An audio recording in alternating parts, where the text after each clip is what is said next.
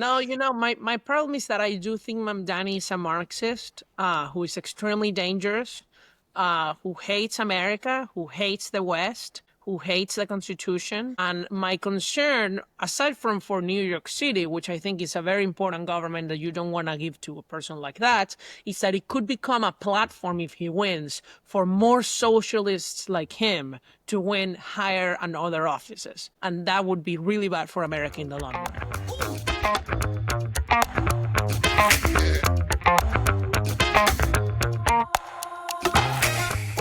Welcome back to the City Journal podcast. I'm your host, Charles Fain Lehman, a fellow at the Manhattan Institute and senior editor of City Journal. Joining me on the panel today are Ilya Shapiro, constitutional law guy at the Manhattan Institute, Renu Mukherjee, responsible for all things political science. I got to give us a more succinct summary for you, Renu. It's like you do demographics, you do politics, you do education. Really with Dunkin' Donuts and coffee. That's also true. Education, right? Yeah, responsible for all things Dunkin' Donuts at the Manhattan Institute, and Daniel Di Martino, Master of Immigration at the Manhattan Institute. Master. I'm a fan of that. And I think he benches more than anyone else at MI. That's also true. No. Ralph Gass has me on that one. We're gonna do a special episode that's it's gonna be you, Ralph, and Tal lifting competition for an episode. I've been promising this. When we hit this will 10,000 subscribers, there was a Saturday Night Live skit about called "How Much You Bench" from like 30 years ago. And that'll be the theme of an upcoming episode. If people subscribe, and do all of the other things that I tell them to do at the end of the episodes. I like the idea. All right. I wanna take us right into this weekend's news. Over the weekend, 2 Minneapolis state lawmakers and their spouses were attacked. One couple was murdered. The others look likely to recover. I think they're awake. They're supposed to give a statement. Maybe by the time this comes out, they will have given the statement. The alleged suspect, Vance Bolter, has been apprehended after a multi-day manhunt. Bolter was reportedly a Trump supporter. His list of targets included Planned Parenthood clinics. We don't really know the full motivation, but it sure looks like the right-wing instantiation of the political violence we've been talking about on this show.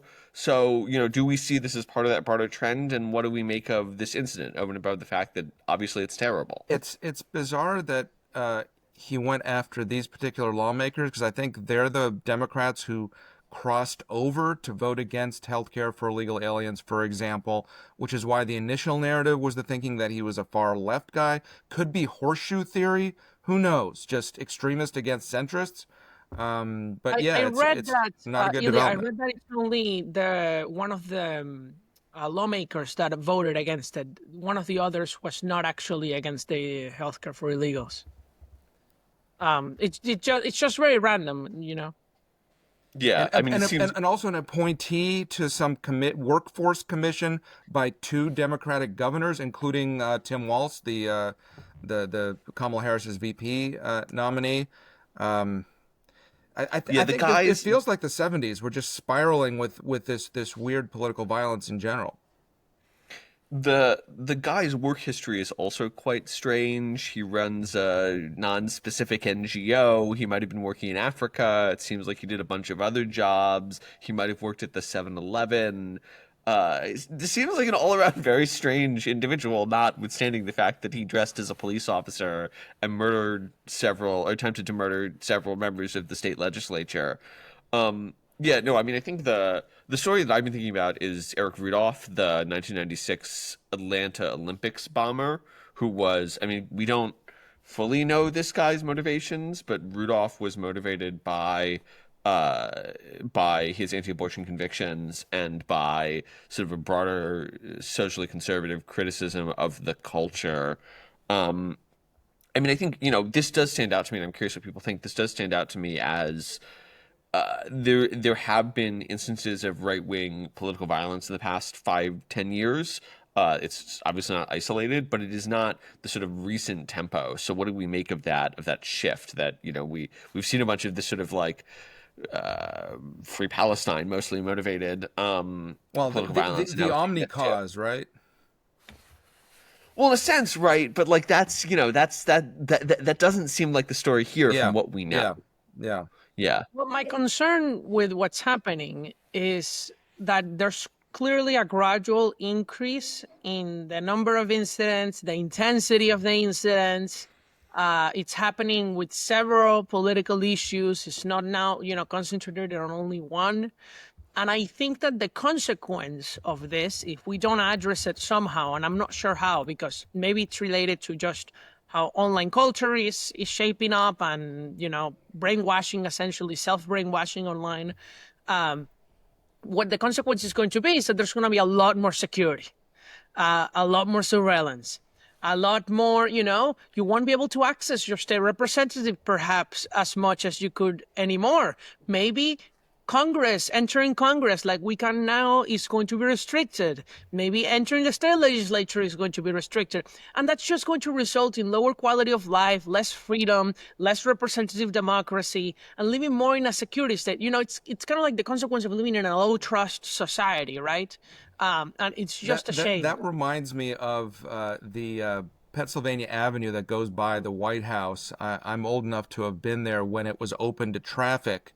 And then I think it was after the 1993 World Trade Center bombing that it was temporarily closed, and of course never reopened. And now it's a completely solid, protected thing with bollocks and all these other things, and eventually a second or even a third fence around the White House.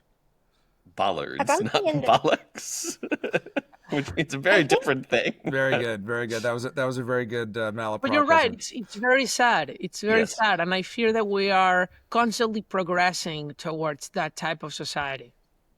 I was just going to add that this is someone, Ilya mentioned the omni cause. This seems to be someone that had omni cause, that sort of mentality on both sides. And I wonder how much of it is also just someone who had grown quite dissatisfied with life, with politics, both personally, both in terms of what's going on in the country, with Democrats and Republicans. His roommate, his personal story is quite interesting also, in that his roommate was interviewed in Minneapolis by police officers and had said that over the last few weeks, days, he had noticed that this individual had sort of devolved into a despair spiral. Apparently, he was living in this unit with this friend of his for the last, several decades because of convenience with respect to his job in Minneapolis as a funeral worker. At the same time, though, he did have a family, a wife, children in a house in a suburb of Minneapolis. So, perhaps it is because of convenience with respect to his job. We don't know, but that also doesn't change the fact that, this is a husband, a father, living by himself with this roommate in this small apartment. Roommate says he's sort of been toward a downward trajectory. And so, this is, Yeah, he if could you have have roommates when you're in your What? 50s, that's that's a red flag. And then weren't the flyers for the No Kings protest found in his car as well? I mean, this is just all Yes. over the I think place. I think the theory there is that he was intending to target the protests, and that's why he had collected the flyers, rather than that he was endorsing the sentiment of the protest. Well, but what I mean, Renu, I thought that the roommate was like a college roommate and like who knows him since high school. No, No, it's more well, recent. he had known the roommate for decades, and the roommate was Well, of course. obviously very distraught and talking to the police, but they currently live together. And in fact, he had sent a text message to I this thought he was individual. married. Yes, it So That's he's the seems red it's married, flag. and then they also have somebody else living in the house. right. No, no, no. The room, so he was No, living so it this, seems like he kept a separate apartment yes, in he order did. to make his commute easier during the week. Yeah. He had said Oh, that, well, that's he as strange. yes, well, he had said as someone who worked for a funeral home that he often got calls at all hours of the night. I don't know how true that is. In my experience with family, if that happens, you make the call, but that doesn't mean that, all arrangements are made immediately. So I'm not quite sure about that. But yeah, for that reason, he kept this apartment, and he had sent a text message to this roommate and another individual just saying, "You don't know what I am about to do, but I just want to apologize, and you're not going to see me for a while." And then he went and, committed this horrific act. Yeah, I mean, I think there's, to take the ideological angle of it, there is this sort of when I draw a connection to the Eric Rudolph bombing, for example, or there were a couple of high-profile killings of abortion doctors in the 1990s, you see this sort of like there is this coherent ideological strain that could explain this, but then there are on and off right-wing ideological strains that produce domestic terror through the last 50, 60 years. You think about the response to the killings at Waco and Ruby Ridge that helped trigger the Oklahoma City bombing is sort of the most obvious one. The militia movement in the 1990s. And I think what's interesting there is not that it's just like, I mean, it is interesting that there's right-wing political violence, but that we're seeing this at the same time as left-wing political violence. All of it is sort of disconnected from its historical context. It's like, just like these guys who are attacking people uh, over Israel-Palestine or firebombing Teslas are in some senses reaching back to the 70s to recover those radical ideas. So too, theoretically, and again, we don't really know, but theoretically is this guy reaching back to the 1990s. And it's just like, there were these ideas that have like floated around in the memeplex for decades and decades and sort of rose and fell with issue salience. And now they're just always available to everybody all the time. Like you can go read Timothy McVeigh's manifesto, you can go read the Unabomber's manifesto, you can go like consume anti-Israel propaganda from the 1970s. And in some senses that should produce this like, it's not a surprise that it produces this like general uptick in political violence, because political violence has never been easier, and more importantly, it's never been easier to auto-radicalize, right? To just like expose yourself to radicalizing material and have your brain apparently shaped by in it. popular surveys, whether we're talking about on campus when they ask students about whether it's okay to physically stop certain speakers from speaking and things like that, to more broad public surveys, whether it's ever appropriate to use violence for political purposes, all those things are in unfortunate directions. Perhaps the question we should be asking is not is there more political violence now? But given that this is really the norm throughout US history and just global history, even in fact, we're still probably below the norm of most of the 20th century. The real question is, why did we live in such a peaceful period of a couple decades so recently? And I'm not sure we know the answer. Yeah, I mean, you do see, well, it's interesting. There's sort of this spike in the 1970s and then it retreats.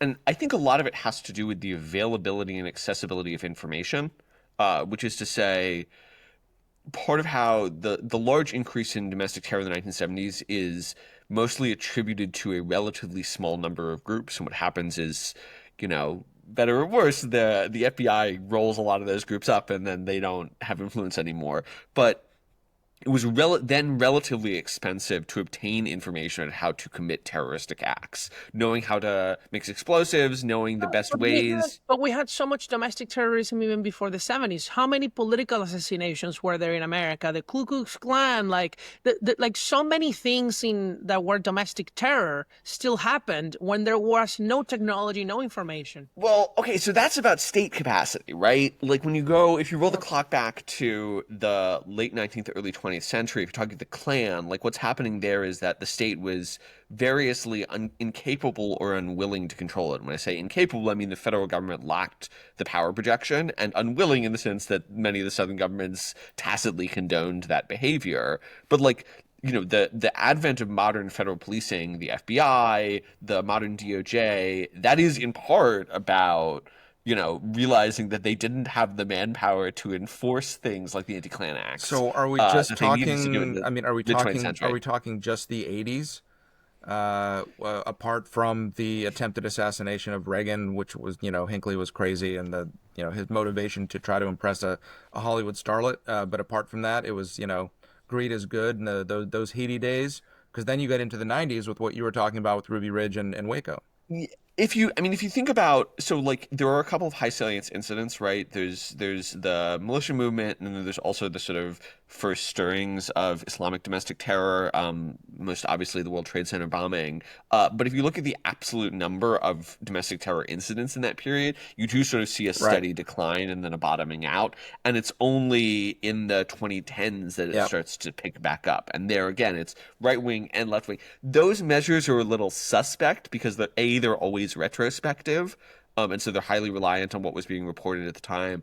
And then B, the people who put together those measures are ideologically compromised, in my opinion. But I do think it's coherent to say that there was a relatively peaceful period in the 80s, 90s, aughts, at least domestically speaking. But then I think, like, Something that it has become much easier to engage in radical activity conditional on being radicalized. And I suspect it's become easier to be radicalized too. Sure. you'll want both conservatives and liberals, though, will want to realize that there's a long history. And of course, our listeners are not the type of people that for either side are going out and, engaging in violent protest because of course, City Journal listeners and readers would never do that. So this isn't really any sort of advice to our listeners, but there's a long history of political science showing that just violent tactics are not only less effective than peaceful protest, genuine peaceful protest, and having your desires met and actually affecting change both within local, state, national government, but it's ineffective. So if you bring up, Charles, you had mentioned burning Teslas, that's going to be viewed as ineffective simply because you're imposing a cost on a consumer, and that's going to be viewed as a nuisance, a headache. So anytime you block traffic, so these aren't as blocking traffic is a nuisance and it's a disruptive tactic. It's not the same as setting a Waymo on fire, but even that is going to be ineffective because you're making the lives of the people you want to appeal to much harder. And so I think both Republicans, Democrats, in kind of trying to bring their coalitions together and sort of say, you don't want to engage in disruptive tactics, there's a long history of political science showing that, in fact, you're going to have the opposite effect. Let me take that as the opportunity to take us out, because I want to move us on to our next topic. But so I want to ask before we go, do we expect to see increasing right-wing violence to complement the rise that we've seen on the left? Do we think that this is a one-off, or do we expect to see more of this in the next? We've talked a lot about the long hot summer. Do we expect to see a complementary increase in right-wing violence to correspond to left-wing violence? Ilya, what do you think? Well, horseshoe theory suggests, and just as you were talking about the rise of this age of violence from 10 years ago or so, that seems to parallel our populist moment and the extremes of both the left and the right, which would suggest that you will have certain things like this. It just depends on what the right targets might be or what the issues are that inflame people. Renu, what's your take? I think that the long, hot summer of violence, unfortunately, is going to continue. I just think, we're only in the middle of June, and I think that there are a vast number of copycats out there, both on the left and, if this guy is on the right, then I guess, some will find what he did, unfortunately, appealing. Yep. Daniel? Yeah, I think especially the fact that it does have some consequences, it does raise salience. There are network effects, social contagion. I think it's the most likely outcome is that it will increase of all types. It's not just right wing, it's left wing. It's like there will be a lot of senseless political, like we don't really know what's the politics of this person violence. Yeah, I mean, I think that is plausible. My bet is still on sort of the lion's share of current violence being left wing, not because I have sort of like any preference for right wing political violence. I think it's extremely bad, obviously, but rather because I think there happens to be more organizing energy around it on the left at this point, and so more deliberate opportunities being made for it to be enacted. Which is different from what's happening on the right thus far. All right, I want to take us on to the events of the past weekend. We saw two big, sort of, one was a protest, one was not a protest, but simultaneously we had these 50-state protests, the No Kings protests against Donald Trump, or if you were in Canada, In the Canada, No they had Tyrants to make it no protests. time, but apparently in Europe, they still kept it to no kings, even though most of those countries still have kings of some sort. Um, And and some then of them, also they do want to abolish the monarchy, to be fair. sometimes, Yeah, what did um, Australia do? Did the Republican movement get involved? uh, You know, I want there to was make sure we here also talk about the. In Falls Church, Virginia, down Broad Street, there were apparently lots of people. I was not, I didn't go by to sightsee or otherwise because I was enjoying my Father's Day and just hanging out by the pool and grilling some burgers and watching my toddlers play in the rain. It's generally not a good idea to call for a protest on Father's Day.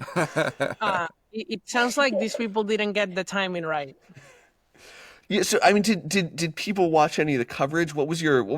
I'll be honest. My impression of the protests is that they were both more peaceful than I expected, and also much more geriatric than I expected. It kind of seemed like it was a lot of boomers who were protesting, which was interesting as a demographic phenomenon. Yeah, Another because interesting if you think demographic. about it, the 2020 protest, and like everything before, it was young people, right? And now it's almost as if the Democratic base is the boomers, or at least the most engaged people Well, the of thing the is, the base. professional protesters to do it on weekends, you got to pay overtime, and there have been some, cutbacks in that sector.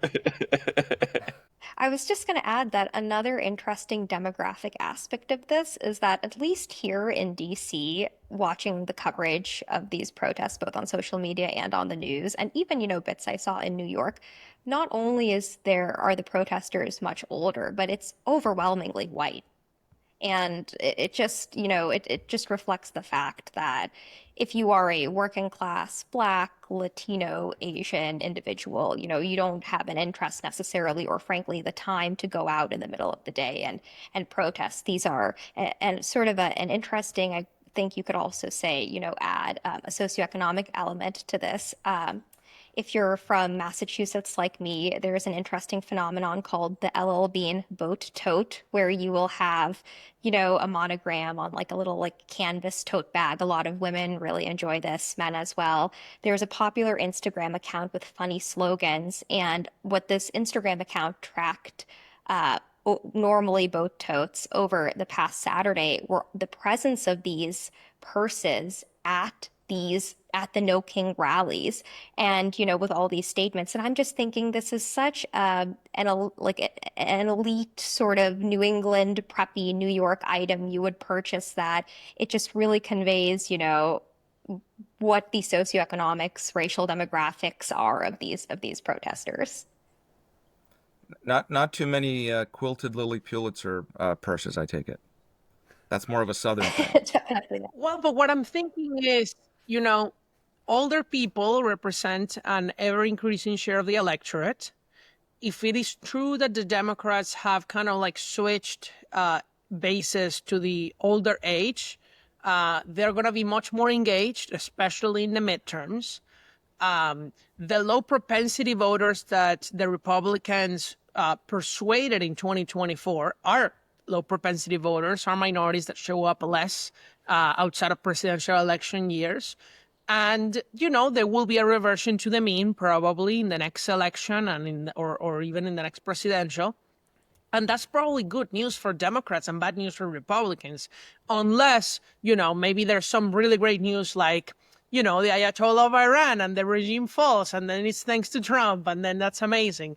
But outside of like a really positive news shock, it's probably good for the Democrats and bad for the Republicans.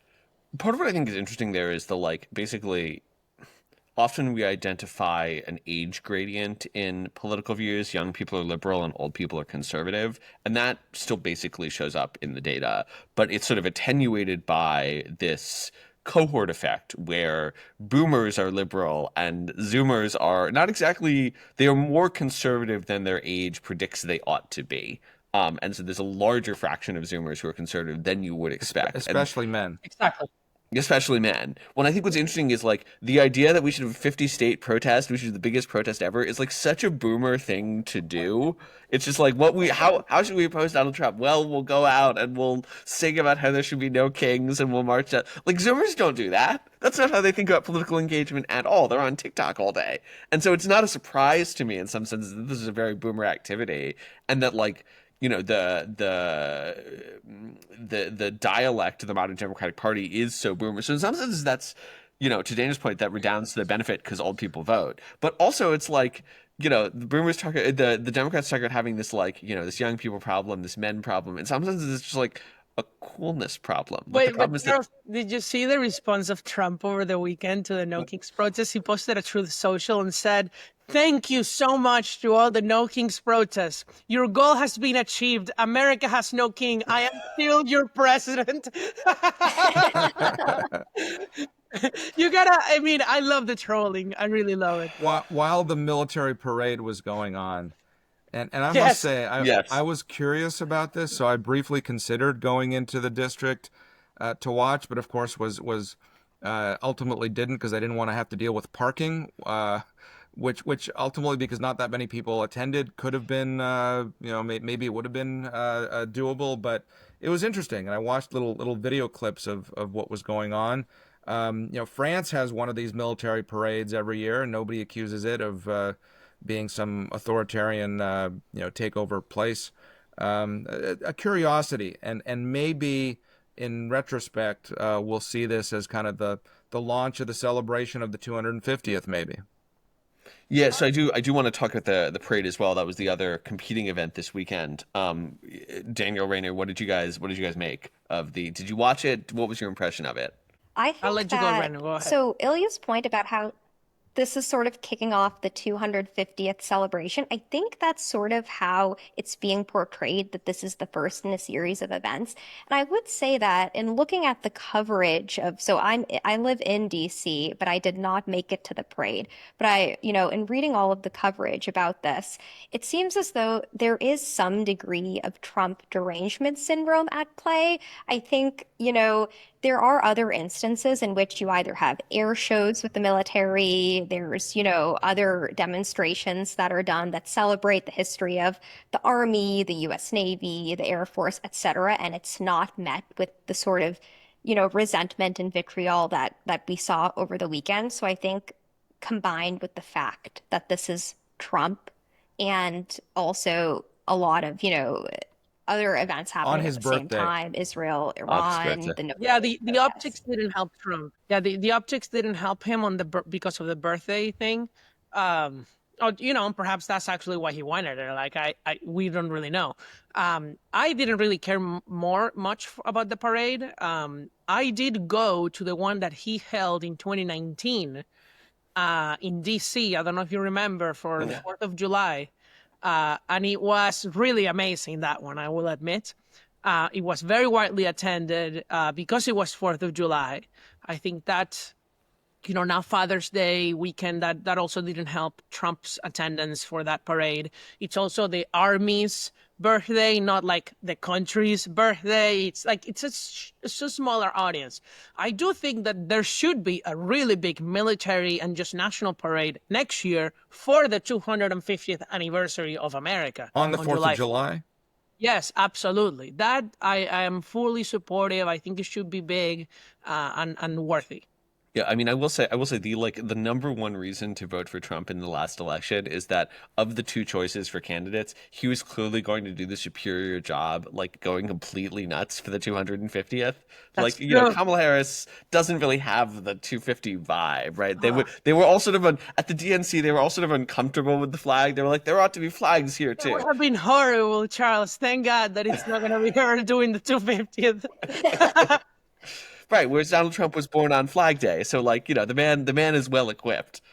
Yeah, so I'll take us out. This may provoke some dissension because I'm curious, what do people make of military parades generally? And I will provoke some conflict by saying I'm not a big fan. Like I don't love a military parade. Like I think there's something very almost third world about it. It's like, let me demonstrate my might by like showing off how big my weapons are. It's like the way that America does that is through power projection. Like nobody doubts that we're number one, and so it just sort of seems like a little tin pot The to thing me. I'm is, not it a fan. wasn't there. I think I agree with you at least in part, but this wasn't just like rolling down our biggest ICBMs down the street and things like that. It was historical because they had soldiers in period dress from the Revolutionary War through the modern day. I mean, you had Gulf War, you had all these other things, which was interesting. That makes it a kind of a living history display as well. It wasn't simply kind of the prototypical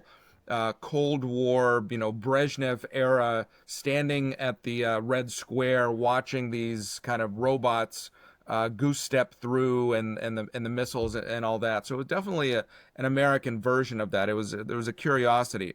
If we standardize this and do it every year, every 5 years, I don't know what eventually it'll be. It would have to be an American spirit to it. We have on Memorial Day, we have fife and drum parades all the time, so incorporate some of that. So there's an American way of doing it. The My French have take, horseback with those crazy helmets with the feathers on them and all that. That's But very nobody French. cares about the French. They're not a real country. Well, the joke was, Macron was concerned, quote unquote, concerned about the Israeli attack on Iran, and the response online was, well, maybe you can help teach Iran how to surrender. well, I'll say my take is I was exposed in an early age to military parades of the Venezuelan regime. And they always did that very often. And I always dreaded seeing that on TV. It was always very militaristic, very dictatorial. Everybody dressed in red or military attire, red because it's the color of the revolution. And it was Maduro or Chavez surrounded by a bunch of military generals or commanders. And I really disliked it. I don't think it's the same here, but I always cringe at that. I do think it's appropriate for the 4th of July. I do, but like outside of that, it's probably excessive. It costs money. I mean, this costs money, and this country is in debt. Okay, like it's probably not the best use of taxpayer dollars.